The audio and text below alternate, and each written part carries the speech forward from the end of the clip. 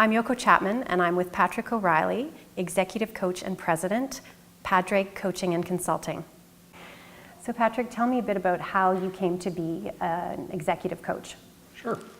I spent about 20 years as an executive myself, mostly in the federal government, but also in the Crown Corporation and a few other areas.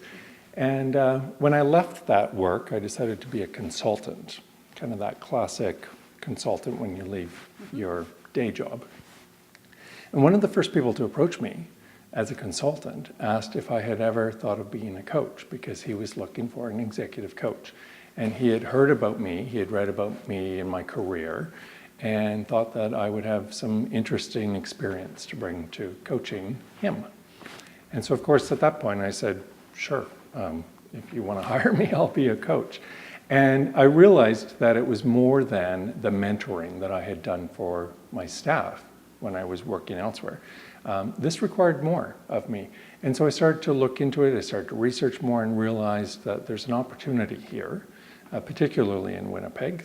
So I went back to school. I did a master's program in executive coaching, specifically at Royal Roads in Victoria. And then by the time I'd finished that, Winnipeg being Winnipeg, I suppose, that client had started telling other people about his experiences with me. I was starting to get phone calls from people. And it really became essential that I was certified and had a master's degree and all of that sort of stuff. And so thankfully, within a very short time, I had a number of different clients around town and began getting calls from elsewhere. And I now have, executive clients throughout North America. Oh, that's great. That worked out well. Yeah. So now you focus on developing leaders. That's your area of expertise. So tell us a bit about who needs a coach. Sure. I personally think every leader needs a coach. And when I say leader, I mean someone who's leading people in an organization. It's something I have to tell you, I wish I'd known when I was an executive. I didn't even know about coaching. I knew about mentors, but mentors come at it from a different angle. Mentors talk about, here's how I did things when I was coming up the ladder, and maybe that will help you. Whereas a coach really provokes you to think about your own path, where you want to be, and why aren't you there yet? What's preventing you from getting there, and how to get there. And so our focus at Padraig Coaching and Consulting is really on leadership, leading other people. How do you motivate your team to be stronger? How do you be stronger as a leader? What kind of leader do you want to be as you grow within your organization? And then that helps your organization grow as well. Okay. So what typically might happen at a first meeting when you meet with a new client? What is the process to sort of start digging into what the concerns might be?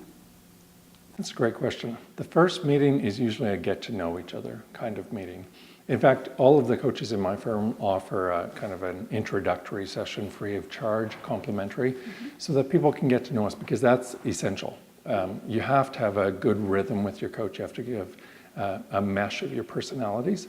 And depending on what you're looking for, you need to make sure your coach can bring that. So in that first session, we'll talk about their expectations. Do they want a coach who's tough on them and really holds up that mirror and challenges them to think differently? Which is an area that we particularly excel in. Or do they want someone who can just maybe encourage them more, support them more, that sort of thing. So it really depends on each client. We also get to know what are their long-term goals. So beyond the coaching relationship, where do you want to get to? Whether that's a level, I want to be the president of my company, or I want to have a team that really loves working for me.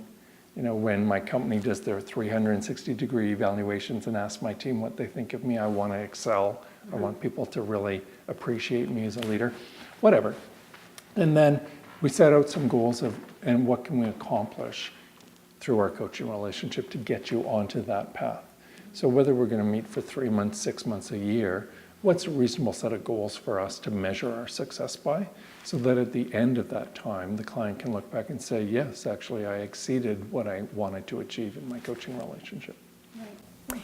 And I guess one of the big advantages to bringing an expert on board would be that you would have an honest alternative view of a different perspective of that person's life and role as an executive.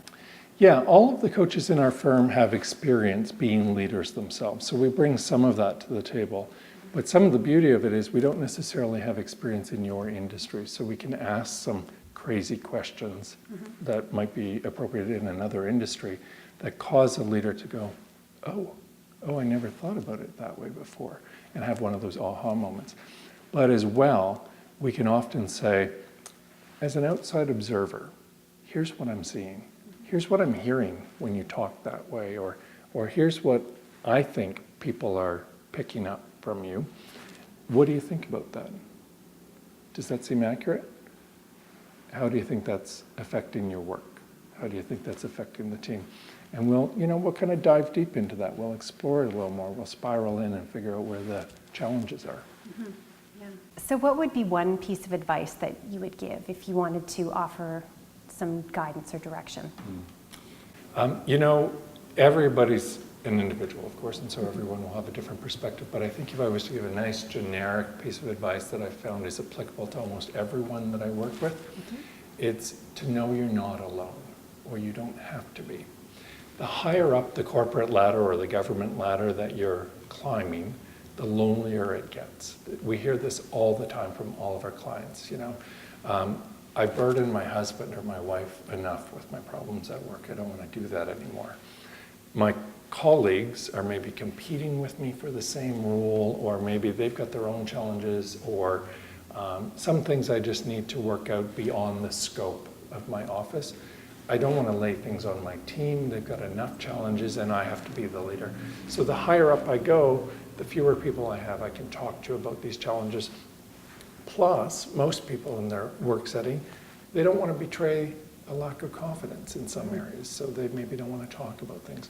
And that can be really devastating to them and the organization if they're not talking about these things. So a coach is a great solution for that problem. We're kind of an expert thinking partner.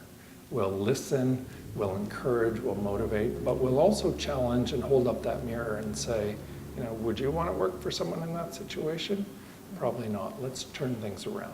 Right? So it's kind of like having a friend and a thinking partner and someone who challenges you more than someone in the company probably would. Mm-hmm. Okay. So you've just listed quite a few signs maybe that people could identify about themselves. Are there any other sort of, top warning signs maybe that we should consider that might indicate we could use some help? You know what? Coaching is particularly good for a leader who is good and wants to be great, or for a leadership team who are strong and want to be extraordinary. So we really encourage people to think about coaching anytime they're in a leadership role. But an area in particular where we really excel is when a leader's taking on a new team. So whether they've been promoted in and it's their first time leading, or it's their 10th team they've taken on, whether they're moving sideways in an organization or they've been recruited from somewhere else, it doesn't matter. If they're taking on a new team, that is a great time to think about having a coach, because everything's changing, right? And so now's the time to challenge your thinking, think new ways, and all sorts of opportunities open up when you take on a new role. So that would be one for sure. Anytime someone takes on a new role, let's say, you should be thinking right away about hiring a coach. And frankly, if you're negotiating a contract to go work somewhere, negotiate that into the contract. It's good for you and it's good for the company, so the company should be looking at paying for that. Second time I would say is if you've never had a coach or you haven't used a coach in a long time, it's probably an indication it's time. I don't think a coaching relationship should last forever, not by any means. But it should be kind of a serial monogamy, if you will. You should have a coach regularly, right? It's kind of like dating. You should be out there finding a coach on an ongoing basis, not necessarily the same one every time. Someone who can challenge your thinking. The time not to be thinking for a coach, in my mind, is if you're a leader in a company or an HR director and you have a problem employee working for you and you think, I should get them a coach to try and save them before I fire them. At that point, there's other things you can probably do, but coaching isn't ideal. Coaching is ideal for someone who wants it themselves in their heart to really do well and is on a track. So I really encourage, for example, HR directors and companies to look at who among their team are the high flyers, the ones they want to support. If they don't have a coach, they should. Help them get to the next level in the organization and help your organization get to the next level at the same time. Right. Okay, well, that's great advice. So if any of our readers wanted to find out more about Padraig Consulting, where would they go? Absolutely. I'd suggest the best place to start is our website. It's www.padraig.ca. Padraig, I should explain, is Padraig, and that is my first name, Patrick, in Gaelic. So that's how I came up with the company name. Great. Okay. Well, thank you so much for coming. Oh, it's been my pleasure.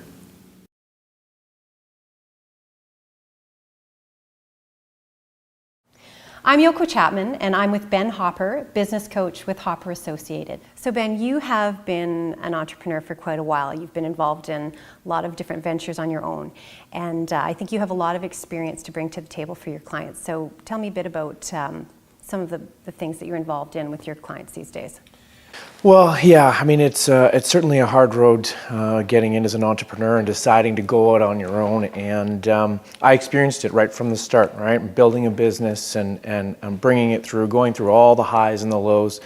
And so what I like to do is make sure that my clients are aware that I have that experience. And so when they come across the problems that they incur, I'm always there to help them out. Okay. And you really focus too on business startup, is that right? So what are some of the tips or advice that you give to your clients? Well, I mean, that's certainly it is. You know, they've made this choice to open a brand new business, a brand new idea. They're not quite sure who they should consult and who they should use in order to build that brand and then go out and market it. So, you know, I've got all sorts of experience with all sorts of different guerrilla mediums, and there's been some successful ones and not so successful ones, but it's really a trial and error thing. So I'd like to sort of give them all the ideas that they can work with and go from there. And we really sort of put a plan in place, execute that plan, and then see what works and what doesn't, and adjust as we go along. Mm-hmm. And that's a big part of running a business and being an entrepreneur, constantly planning goals, making adjustments as you go, and being aware of the fact that you will have to make changes along the way, that the plan always changes. It's not perfect by any stretch. Things come up along the way. So you're involved with business planning, not only with new business startups, but for businesses who have been already working on their businesses for a few years. So do you want to tell me a bit about some of the ways that you might get involved at the different levels to help people stay on the right path for their business? Yeah, absolutely. Yeah, I mean, I'll start working with a business at any point. It doesn't have to be a startup. I've got businesses that are 3, 4, 5 years old that are looking at growing their sales. They might be at a point where they've plateaued and they don't know where else to go, or they find that they're not closing as many deals as they would like to. So I certainly go in at that point, and again, the most successful ones that I work with are the ones that we develop that plan even though they've been running a very successful business. So then we execute that plan together, and I give that one-on-one coaching as we move along. So really at any point I can get into the mix, if you will, just as long as they are clear on what their goals are and where they need to go. Okay. So what would be some of the warning signs for an entrepreneur that maybe they need some help, that they should come and seek out advice from a coach like you? Well, I find that people are often frustrated with one way, shape, or form. Either it be marketing and they've spent too much money and it's not getting the results that they need, or they're going on sales calls and not successfully selling their business. I find that a lot of people come to me in frustration. So what would be the number one concern that entrepreneurs have when they come to see you? Probably that their money is getting spent wisely. A lot of people in the startup phase are either looking for funding, which and then again is a very strict budget, and so they're probably looking for the best ways to get their name, their business out there, branded properly in the Winnipeg marketplace at the lowest cost. that's definitely always a factor when I'm looking over the plans. Okay. Yeah. So what kind of advice or guidance do you give to people when they are looking for funding for their business? Well, it all starts with a solid plan. It really does. You can't go and get funding by just asking for it. You have to show that your funding or your dollars are going to get spent in the right places. And it has to be realistic. So we build that plan out and shape it so that it makes sense, and it's going to be a profitable model for any investor to invest in. And that way, it's proof that down the road they're going to be able to sustain a good profitability along the way. Do you want to talk just a little bit about your experience leading up to this point in your career? What types of businesses have you been involved in personally?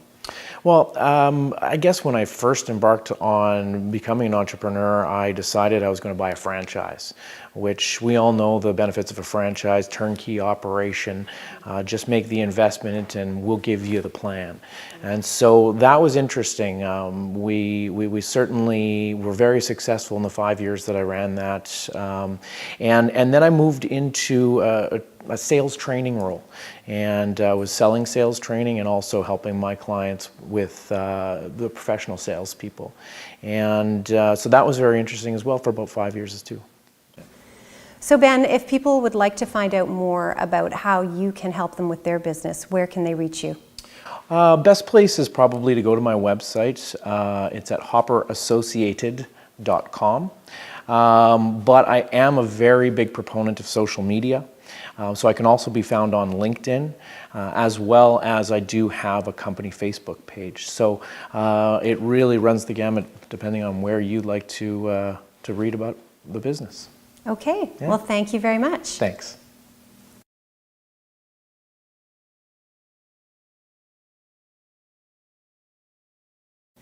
I'm Ayoko Chapman, and I'm with Joyce Odidison, President and CEO, Interpersonal Wellness Services and Coaching Institute. Welcome, Joyce. Thanks for coming today. Ayoko, thank you. Thanks for having me. So tell me a bit about your personal experience as a coach over the past 17 years that you've been in business. Well, Ayoko, 17 years ago, I started working with clients in conflict. And as I worked with the clients, I noticed that sometimes it was a bit difficult for them to move past their issues. And I found that coaching was a great way to help them to reflect, to set goals, and to be able to successfully resolve their issues and move forward. Okay. So what is interpersonal wellness? Well, Interpersonal Wellness Services is an organization that looks at how individuals relate to each other, how they live with each other, how they work with each other, and find strategies to help them improve how well they do that. So you've developed your own wellness assessment tool. Do you want to tell me a bit about how you use that within your business and how you've shared it with other coaches? Well, what I do is use the wellness assessment tool to look at a client's whole life.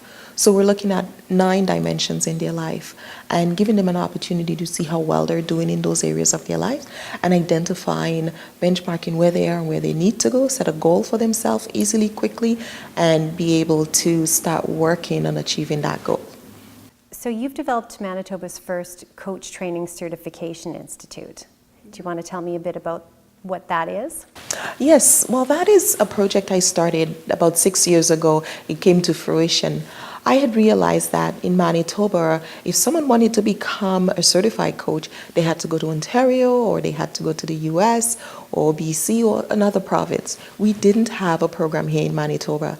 And 6 years ago, I created a program, brought it here, and we've been training and certifying coaches here in Manitoba who themselves have their own practice, take coaching back into their organizations. So it's been wonderful to be able to share and teach and develop more coaches here in Manitoba. So what is the Global Wellness Coaching Program? Well, one of the things that I have also noticed in our industry as coaching is growing, it's a very young profession, and the whole area of life coaching, business coaching, executive coaching is growing. People are recognizing coaching more. And helping coaches around the world who want to specialize as wellness coaches is one of my passion. And within that network, the coaches come together and we strategize together, we work together to bring coaching to workplaces, to organizations, to people's lives, and make it more accessible and also make it more fun and more collaborative. Yeah, and obviously you've facilitated a means for people around the world to share ideas and resources and experiences, whereas traditionally in the past they may have had to travel to do that. Oh, absolutely. It allows for coaches to communicate with each other as well as to have that opportunity for joint venture projects, to share thoughts and ideas. Just a wonderful opportunity for coaches to connect. So Joyce, you've written a few books. I've written 4 books. The first book I wrote was Premediation. It's a coaching framework for individuals in conflict. And then we have our wellness assessment instrument. We have our coaching toolkit. And my 4th book is on coaching interpersonal wellness skills and competencies. And we use that book, actually, it's the textbook in our coach training program. So our coaches, the feedback I hear from the coaches is, wow, what an very comprehensive approach to teaching them and giving them enough information about coaching and making them even more interested in getting more information and learning more about coaching. So all our books are available on our website as well, and they are the goal for the book is to provide strategies and tools for people to live, work, and play well. So Joyce, you also work in corporate environments. Do you want to tell me a bit about that? Yes, we do what we call interpersonal skills coaching within the organization.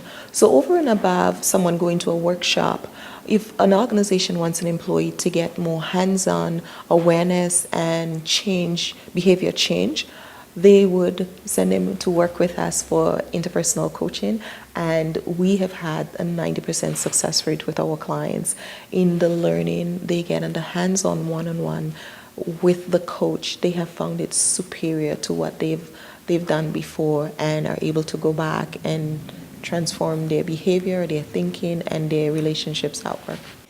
So for anyone that would like to reach you or find out more about your services in coaching or any training opportunities available, where would they look?